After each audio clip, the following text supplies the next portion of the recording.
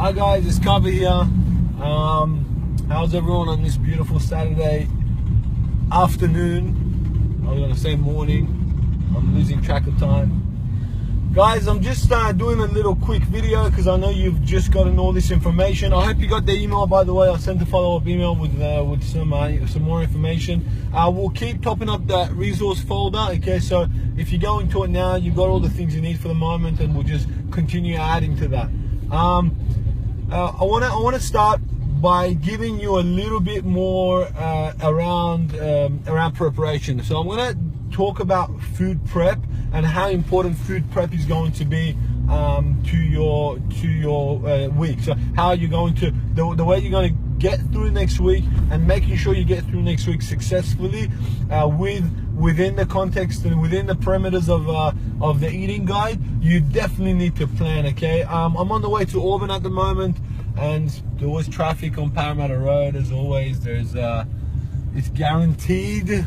It's so Sydney, typical vintage Sydney, Parramatta Road. So the reason why I'm going there is because they got really good meat, decent prices. They got really good condiments, again decently priced, and they also have really good Persian food. So I'm gonna go eat some. But mostly because I do my monthly shopping from there. I get some meat, I get some chicken. There are other options, but I don't mind taking the drive if I've got the time. So that's what we're doing. What's going on? I'm getting assaulted. Okay, cool.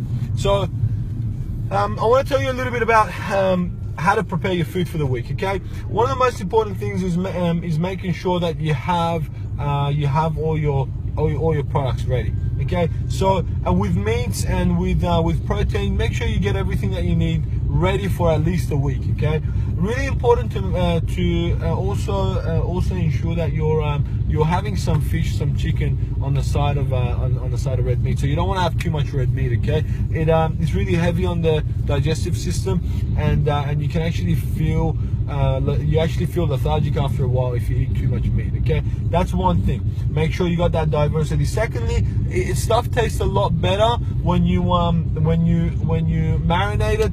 Obviously, as you know, we're cutting everything out, so we are very limited with what we can marinate it with. But a couple of tips for you are grated onion. Okay, the grated onion is really good for tenderizing the meat and also bringing that flavor out. If you're going to have grated onion in that meat, you can also, in proportion to the amount of meat that you've put there. So let's say if you've got a kilo of meat that you're marinating, and each portion for you is 200 grams, then you can put that's five teaspoons of olive oil in that marinade. Okay, put your salt, put your pepper. Another thing that I highly suggest you include in that marinade is turmeric. Turmeric is another really good tenderizer. It also gives it a lot of flavor. One more thing, especially if you're having kangaroo meat is really good meat. It's probably one of the best meats you can get out there because it's lean and it's game meat. So you know that there's not going to be any hormones or anything in there.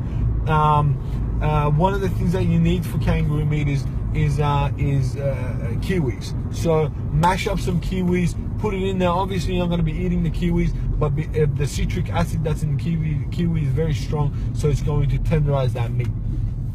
Really good place to start. The second thing that I was going to say, something you can always put on your eggs, on your salad, and on your vegetables is za'atar. So za'atar you can get from any Lebanese shop, and I think they're starting to sell it in Coles and Woolies if they got that international section. But also dukkha is really good.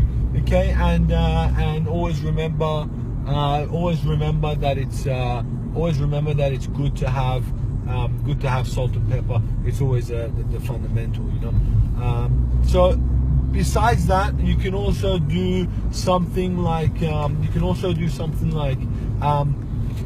getting grated cucumber, mixing that grated cucumber with the amount of avocado that you're meant to have, then adding lemon juice to that, adding a little bit of olive oil to that with the proportions that you're having. Okay, adding a little bit of water, salt, pepper, and using that during the week as the sauce to the salads that you're having. Okay, so these are some of the things that you can use for flavoring, because otherwise life will be boring. If you're just having steamed vegetables or you're just having baked vegetables and there's no flavoring, it's definitely going to be boring. So the second thing is in regards to the carbohydrates and the vegetables, we've given you some recipes. So you got 10 recipes for breakfast, 10 recipes for lunch, and 10 recipes for dinner. Okay, those recipes some of them include things like carrot and stuff. You use that particular meal within the context of having of your 3 times 50 grams of starchy carb allowance a week. Okay, so you can have three 50-gram portions of low GI starchy carbohydrates. So that could be brown rice, quinoa, sweet potatoes, carrots, or whatever, pumpkins. You can only have that 3 times a week and only once a day. Okay, you can use, you can have that meal that's got the recipe that's got the carrot as a meal that is going to allow you to have that 50 grams of starch. So that's number 2. The next thing I was going to say about vegetables is, guys, if you bake vegetables, they're a lot nicer. Okay, so that's something for you to consider. If you haven't got time, okay, a way that you can actually cook your vegetables, or you can prepare your vegetables, is this: you put your vegetables in a Tupperware, microwave safe Tupperware. You cover it with some Glad wrap, and then you put it and then you pour a little bit of water in there, just a little tad bit of water, and you cover it with Glad wrap. You put it in the microwave for about 5 minutes, and your vegetables are ready in 5 minutes for you to consume. If then you want to give it a little, give it a little minute in some oil on a frying pan, you can do that as well to add some taste. And the last thing is oil, guys. You obviously need oil to cook your meat, okay? But a lot of times using things like I think George Foreman's grill and stuff, that takes away the need for you to actually use oil. So you can use a grill or a Foreman grill or whatever, and then save the oil for dressing. Okay, that's something that I do because I really like to have some sort of a flavor with my with my salads or with my vegetables. Okay, don't forget always to include parsley, coriander, and mint to start with. The more herbs you can